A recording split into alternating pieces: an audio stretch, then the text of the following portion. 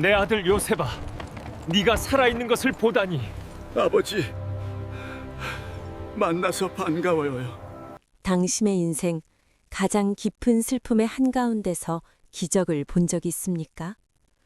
20년 전 죽은 줄로만 알았던 아들을 다시 만난다는 소식을 들었을 때 한 늙은 아버지는 믿을 수 없었습니다. 요셉은 죽었다. 악한 짐승에게 찢겼다. 그 끔찍한 기억 속에 갇혀 살았던 야곱 앞에 놀라운 반전의 드라마가 펼쳐집니다. 이집트의 총리가 된 아들 요셉과의 재회, 그리고 야곱과 그의 온 가족을 구원하시려는 하나님의 거대한 섭리가 드러나는 순간입니다. 오늘 이 이야기는 단순히 성경 속 옛날 이야기가 아닙니다. 당신의 인생을 짓누르고 있는 절망과 불가능의 벽을 어떻게 뚫고 나가야 하는지 보여주는 살아있는 증거입니다. 아마 여러분 중에도 야곱이 요셉을 만났다는 이야기를 다 안다고 생각하시는 분들이 많을 겁니다. 하지만 오늘 이 영상을 끝까지 시청하신다면 그 재회가 사실은 당신의 잃어버린 꿈과 멈춰버린 삶을 다시 시작하게 할 하나님의 초강력 메시지를 품고 있었다는 사실을 깨닫게 될 것입니다. 당신의 삶의 기적은 끝났다고 생각하고 계신가요? 하나님은 당신의 모든 슬픔을 거대한 구원의 이야기로 바꾸실 준비를 하고 계십니다. 지금 당장 일어설 힘조차 없다면 이 영상을 끝까지 보십시오. 야곱이 본 그 기적이 오늘 당신의 인생에도 일어날 것입니다. 시작하기 전 구독과 좋아요로 이 은혜의 여정에 동행해 주세요. 지금 시작합니다. 야곱은 20년 전 아들 요셉의 피 묻은 채색 옷을 본 후 평생을 슬픔 속에 살았습니다. 악한 짐승에게 찢겼을 것이라고 굳게 믿으며 그 어떤 위로도 거부했습니다. 하지만 가나안 땅에 찾아온 극심한 흉년은 야곱의 가정을 다시 위기로 몰아넣습니다. 양식이 없어 죽게 생긴 가족들을 위해 야곱은 아들들을 이집트로 보내 곡식을 구해오게 합니다. 그곳에서 형들은 죽은 줄로만 알았던 동생 요셉과 마주칩니다. 이집트의 총리가 된 요셉은 형들을 시험하고 마침내 자신을 드러냅니다. 형님들, 제가 요셉입니다. 하나님이 나를 형님들보다 앞서 보내사 생명을 보존하게 하셨습니다. 두려워하지 마십시오. 형님들이 나를 이곡에 팔았다고 해서 근심하지 마십시오. 하나님이 우리 가족을 구원하시려고 나를 먼저 보내신 것입니다. 이 소식을 들은 형들은 충격에 빠집니다. 그리고 요셉은 형들을 이집트로 초청합니다. 아버지 야곱에게 가서 제가 살아있다고 말씀드리십시오. 그리고 모든 가족과 재산을 이끌고 이집트로 내려오십시오. 이 소식이 야곱에게 전해졌을 때 그는 믿을 수 없었습니다. 살아있다니, 죽은 줄 알았던 아들이 이집트의 총리가 되어 있다니. 야곱의 심장은 기쁨과 감격으로 다시 뛰기 시작했습니다. 그는 이집트로 내려가기 전 브엘세바에 들러 하나님께 제사를 드립니다. 그 밤에 하나님이 환상 중에 나타나 말씀하십니다. 야곱아, 야곱아, 이집트로 내려가는 것을 두려워하지 말라. 내가 너와 함께 이집트로 내려갈 것이며 너를 다시 가나안으로 이끌어 올리리라. 요셉이 네 손으로 네 눈을 감겨줄 것이다. 하나님은 야곱에게 두려워하지 말라고 말씀하십니다.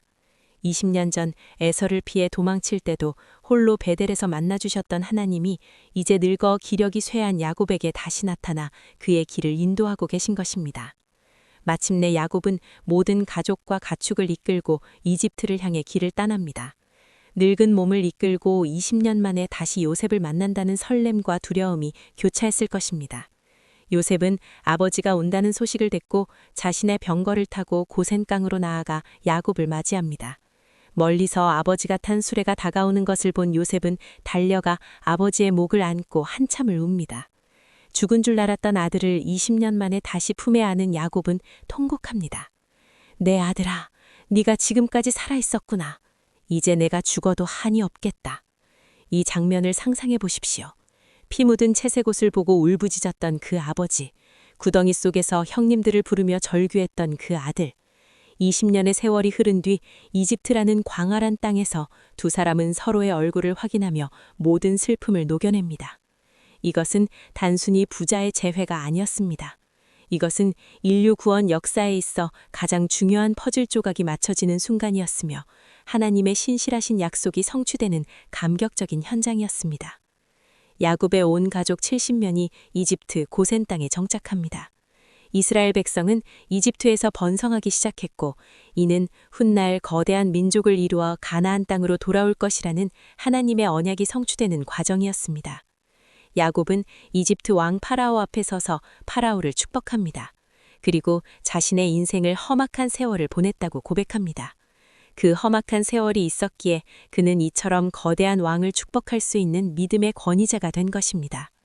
파라오 앞에서 당당하게 하나님의 사람임을 선포하는 야곱의 모습은 한때 잔머리와 속임수로 살았던 과거의 야곱과는 완전히 다른 믿음의 거장의 모습이었습니다. 여러분, 지금 여러분의 삶에 예기치 못한 비극이 찾아왔습니까?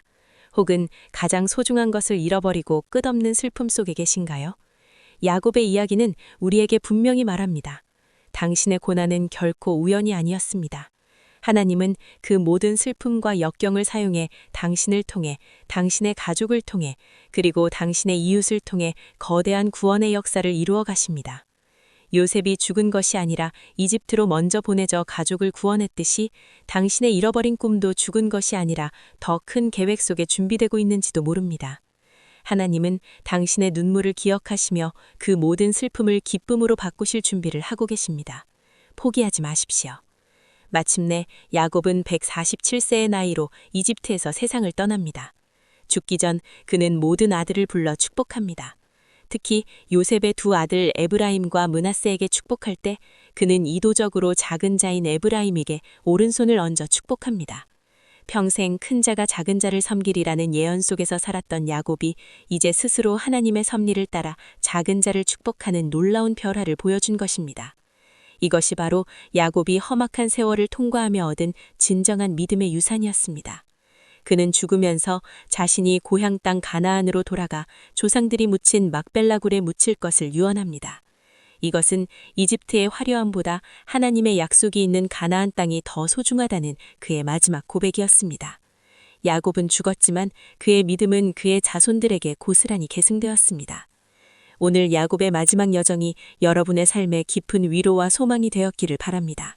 가장 깊은 슬픔의 자리에서 가장 큰 기적을 만나는 것이 바로 우리의 인생입니다. 영상이 은혜가 되셨다면 구독과 좋아요 그리고 알림 설정까지 부탁드립니다. 여러분의 작은 응원이 이 생명의 메시지를 더 많은 분에게 전하는 큰 힘이 됩니다. 또한 지금 주변에 절망 속에 있는 분이 있다면 이 영상을 꼭 공유해 주세요. 야곱의 하나님이 그들의 하나님이 되어주실 것입니다.